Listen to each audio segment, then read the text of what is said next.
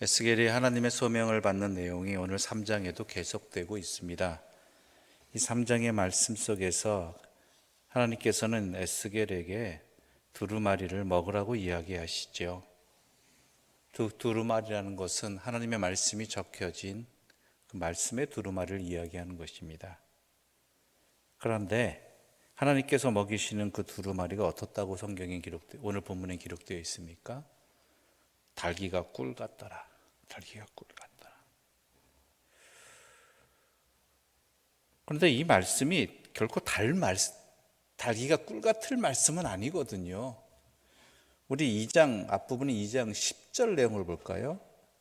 2장 10절입니다. 9절과 10절 함께 읽어볼까요? 9절과 10절입니다. 내가 보니 보라 한 손이 나를 향하여 펴지고 보라 그 안에 두루마리 책이 있더라. 그가 그것을 내 앞에 펴시니 그 안팎에 글이 있는데 그 위에 애가와 애곡과 재앙의 말이 기록되었더라. 내용이 뭐라 그러죠? 애가와 애곡과 재앙의 말이 기록되어진 두루마리였습니다. 결코 달 수가 없는 거죠. 그렇죠?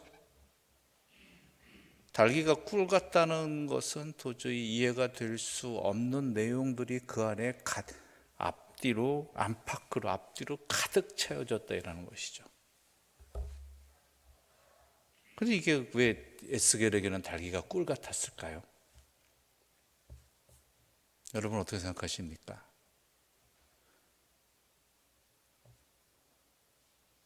여러분, 하나님의 말씀이 달기가 꿀 같던 거예요, 항상?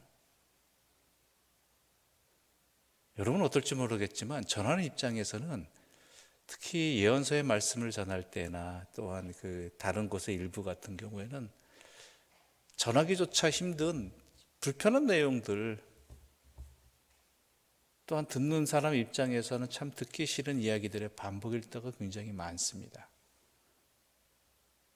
우리 죄악을 꾸짖으시고 또한 심판과 멸망을 이야기하시고 우리 어리석음을 한탄하시고 불편해하시고 그로 인해 심판받는 고통의 현장들이 기록되어 있고,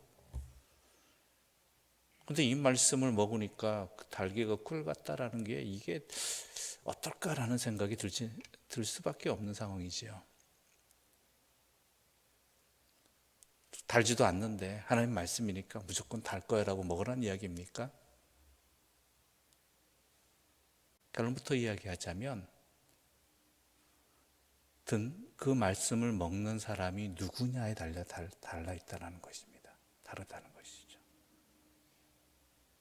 하나님을 믿고 하나님께 순종하며 하나님의 말씀대로 살아가고자 하는 그 백성에게는요, 그 말씀이 결국 들어가 보면요, 내 삶을 바꿔주는, 또한 나에게 힘이 되어주는, 그리고 나를 향하신 하나님의 사랑을 깨닫게 되는 은혜의 말씀이 되는 것이고요. 그렇지 못하고 심판받을 백성들에게 이 말씀은 결코 달 수가 없는 말씀이죠. 그저 자기가 듣고 싶은 이야기만 듣고 싶어하는 사람들에게는 이 애가와 또한 애곡과 재앙의 말씀은 애가와 애곡과 재앙 쓴 말씀으로 될 수밖에 없다라는 것입니다. 이것의 기준은 뭐냐? 하나님을 믿느냐라는 것입니다. 믿는다는 것이 뭐냐면 아버지 하나님의 마음을 아느냐라는 것이에요. 이렇게 말씀하시는 이 말씀을 통해서 결국 들려주시고자 하는 하나님의 마음이 무엇인지, 그 목적이 어디에 있는지,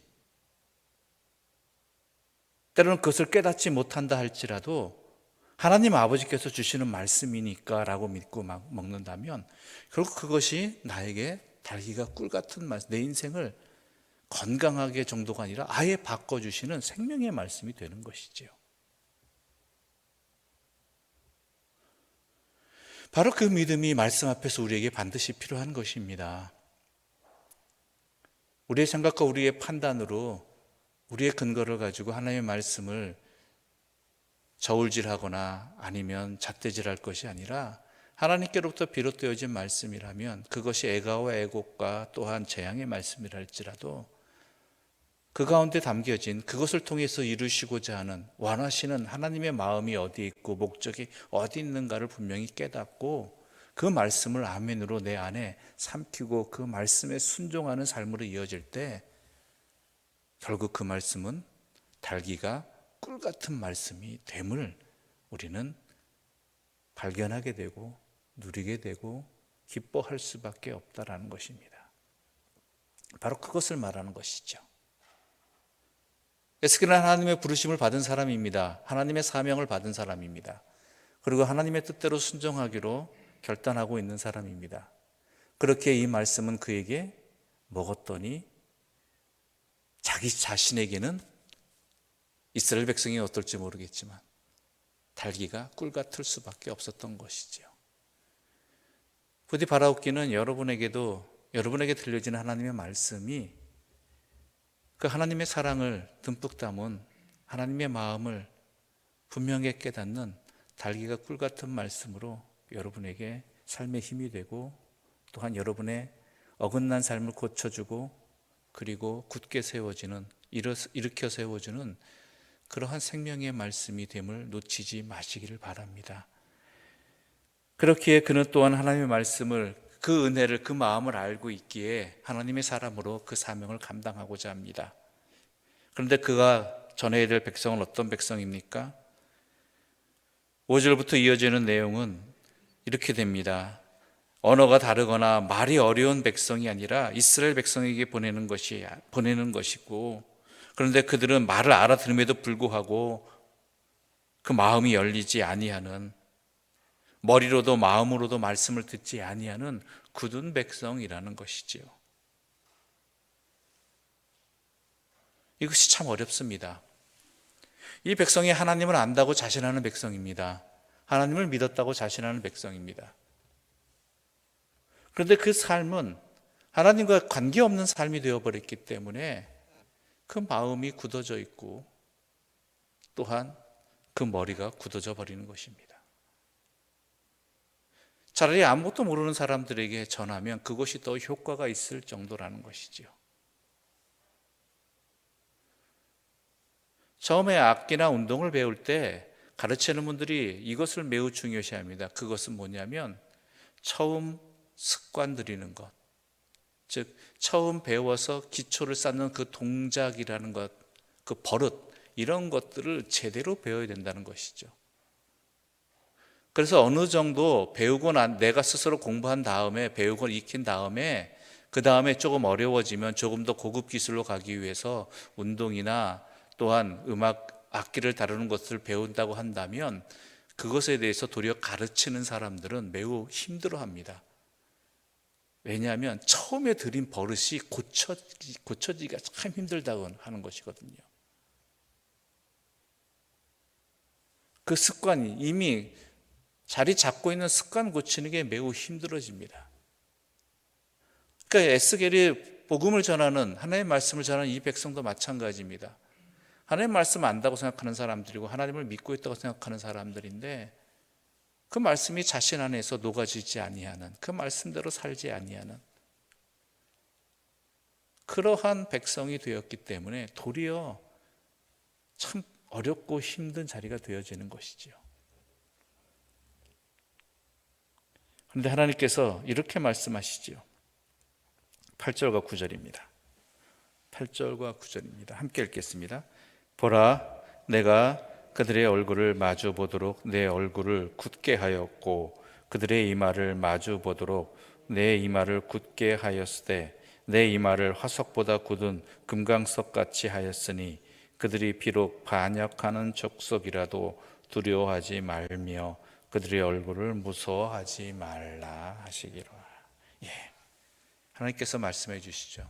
내가 내 얼굴을 더 굳게 만들었고 내 이마를 더 굳게 하였고 어느 정도래요? 화석보다 더 굳은 금강석같이 만들어 주었다. 이 이야기는 뭐냐면 하나님의 능력을 하라는 것입니다. 하나님 믿고 하라는 것입니다.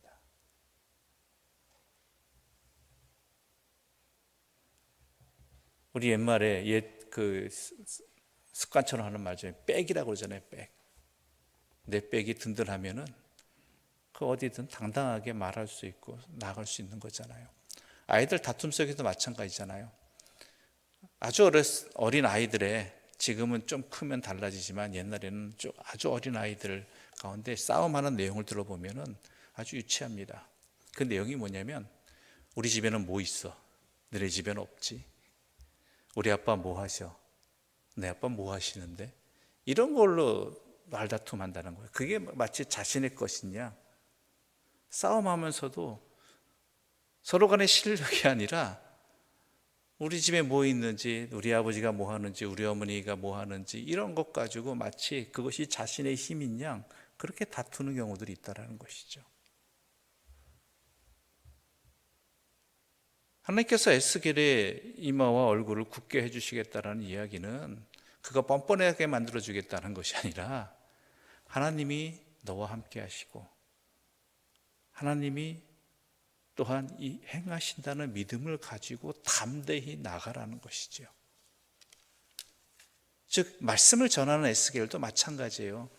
말씀을 전하면서 사람들만 바라보게 되면요, 이 사람들이 어떻게 반응할까, 이 말을 들을까, 저 말을 들을까 하다 보면 결국에는 그 사람만 보다가는 말을 제대로 못 전하게 됩니다. 자신도 두려워 떨게 되는 것이고, 때로는 원망하기도 하고 때로는 포기하기도 하는 것이죠. 근데 항상 놓치지 말아야 될 것은, 하나님이 나와 함께 하신다. 또한 하나님께 시선을 두고 하나님의 마음으로 그 삶을, 그 말씀을 나누게 되다 보면은 하나님이 역사하시는 은혜가 내 자신에게 먼저 말씀을 전하는 사람에게 전하는 은혜가 그에게 힘이 되는 것이고, 또한 그를 담대하게 전할 수 있게 하는 것이죠. 그러면서 또한 말씀하십니다. 내가 너와 함께 하겠다, 내가 너에게 힘을 주겠다라고 이야기하시면서 또 말씀하시는 것이 뭐냐면, 우리 18절과 19절 말씀 함께 읽어볼까요? 18절과 19절입니다. 가령 내가 악인에게 말하기를 너는 꼭 죽으리라 할 때에 내가 깨우치지 아니하거나 말로 악인에게 이르러서 그의 악한 길을 떠나 생명을 구원하게 하지 아니하면 그 악인은 그 죄악 중에서 죽으려니와 내가 그의 핏값을 내 손에서 찾을 것이고, 내가 악인을 깨우치되 그가 그의 악한 마음과 악한 행위에서 돌이키지 아니하면 그는 그의 죄악 중에서 죽으려니와 너는 내 생명을 보존하리라.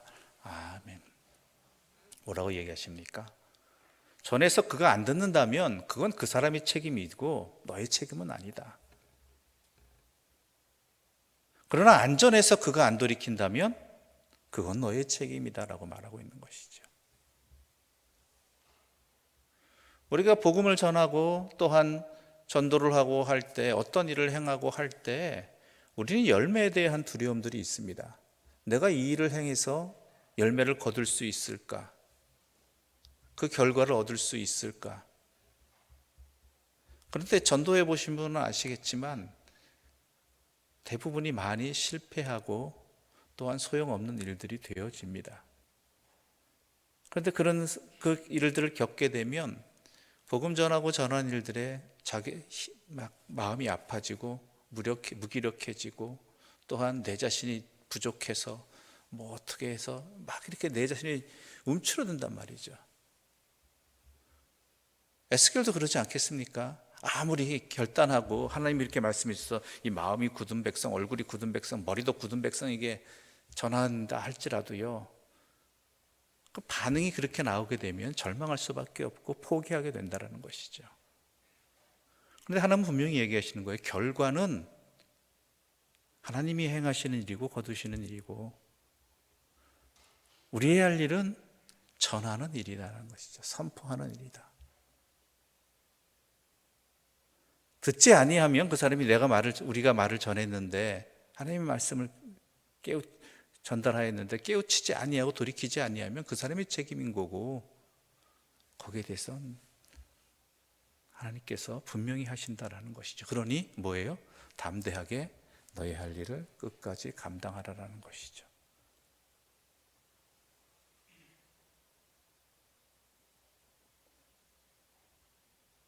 그러나 우리는 또한 믿습니다. 하나님의 심겨진 말씀의 씨앗의 능력을 우리는 믿습니다.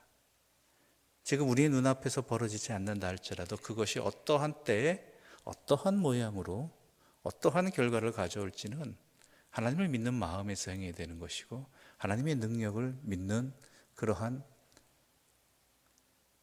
상황 가운데, 일들 가운데 이 모든 것들을 바라보아야 되는 것이지요. 우리는 우리의 할 일을 하는 것입니다. 그런데 또 중요한 게 뭐냐? 내가 말씀을 받았다고 바로 할 수 있는 건 해야 되는 건 아니에요. 깨달았다고. 그게 뭐냐면, 오늘 본문에 보게 되면은 하나님께서 에스겔에게 말씀을 선포하라고 해놓고 도리어 뭐라고 했냐? 26절을 함께 읽어볼까요? 26절입니다. 내가 내 혀를 내 입천장에 붙게 하여 내가 말 못하는 자가 되어 그들을 꾸짖는 자가 되지 못하게 하리니 그들은 패역한 족속입니다. 아니, 말을 전하라고 해놓고 하나님의 말씀을 선포하라고 해놓고 뭐라고 했어요? 내 입천장에다 내 혀를 붙여버리겠다라고 이야기하고 있어요. 이건 무슨 의미일까요? 하나님의 때를 기다리라는 거예요.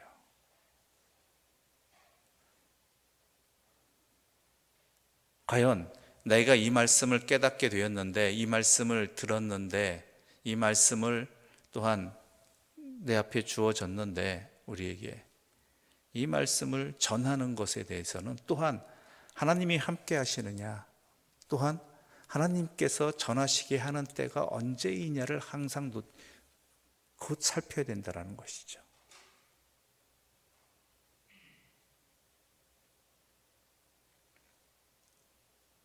그게 매우 중요합니다. 그때를 오해하고 착각하게 되면은요, 잘못하면 하나님과 상관없는, 하나님의 말씀인데도 하나님과 함께하는 말씀이 아니라 내 생각과 내 뜻대로 하는 말이 되어버려요. 내 목적을 가진 말이 되어버리고, 내 욕심을 드러내는 말이 되어버리고. 목사들이 그런 행동 가끔씩 할 때가 있거든요. 뭐냐면 어떤 상황 가운데 어떠한 누군가가 어떠한 일들이 자기 마음 좀 걸려요. 그런 건데 하나님께서 한 말씀이 있다. 아, 이 말씀이지라고 깨달을 때가 있단 말이에요. 그래서 이 말씀을 전해야지 한다라고 하죠. 그런데 다 좋은데 그것이 그 상황에 그때에 하나님께서 원하시는 때냐라는 것을 놓쳐버릴 때가 있다는 것이죠. 그저 내가 깨달았다고, 이 상황에 맞는 적절한 말씀이 주어졌다라고.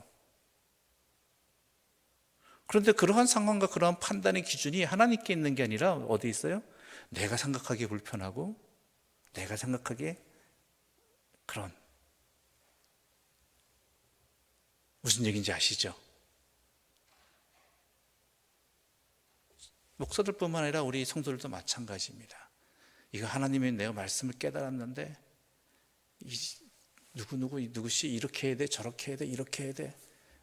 그 전에 한번 기도해 보세요. 과연 이때입니까? 이 말씀을 전하는 것이. 하나님 나와 함께 하십니까? 아니면 내 생각과 내 판단을 가지고 하나님의 말씀을 내 마음대로 전하는 건 아닙니까? 이런 것들을 분별할 줄 알아야 된다는 것이죠. 조심해야 된다는 것이죠.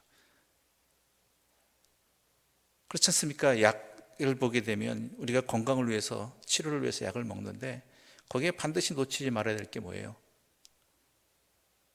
주의사항들, 또한 주의사항에 상관없이 내 생각에 이때는 이 약을 먹어야 돼 라고 생각해 버린다고 하고 마음대로 막 먹어버린다면 그 약은 도리어 독약이 되어버려요. 똑같은 약인데도. 그런데 의사의 처방과 의사가 이 약을 먹으러 가고 또한 그 주의사항에 맞게 약을 먹게 되면 어떻게 돼요? 그것은 나를 치료하는 약이 되는 것이죠. 하나님이 함께 하시느냐, 하나님이 또한 원하시는 때이냐, 이것 또한 분별할 줄 아는 것, 이건 매우 중요한 것입니다. 아무튼간 하나님의 말씀은 달기가 꿀과 같습니다. 그 전제 조건은 뭐라고요? 여러분이 우리가 하나님을 믿는 마음에서 하나님의 그 선하심을 믿는 마음으로 그 말씀에 순종하고자 한다면 그것은 나에게 달리기가 꿀 같은 말씀이 되어지는 것이고, 그 사명을 우리 또한 받았다는 것 놓치지 마시고